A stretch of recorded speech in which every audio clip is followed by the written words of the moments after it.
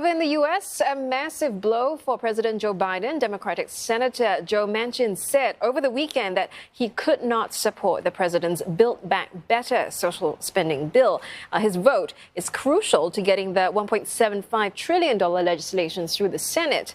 And for more on what that means and whether the White House will be able to salvage the bill, we're joined now by Simon Marks in Washington, D.C. Well, Simon, talks have been ongoing for months as the White House tried to get the support from Senator Joe Manchin. Is this the end of the road for negotiations?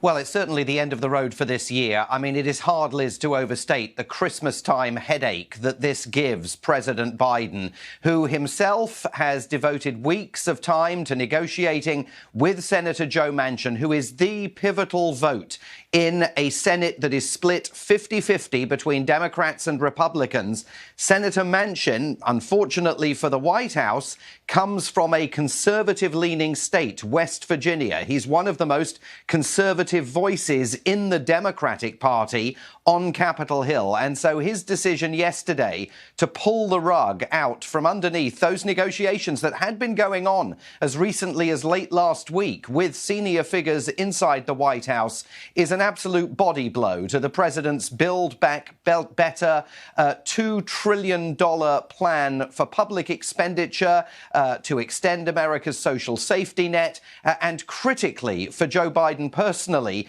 it's a blow to his plans for climate change, because most of his climate change proposals are in that massive Build Back Better spending plan. So if that can't pass through Congress, Joe Biden, at the end of a bruising political year, finds himself on the biggest issue on his agenda back at square one.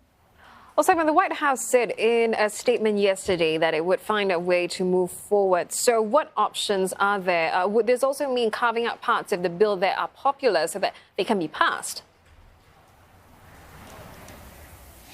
Yeah, I mean, they've only got a couple of options. One is to try and talk Joe Manchin out of it, although he was implacable in his appearance on television yesterday. He is a no, he says, on the legislation.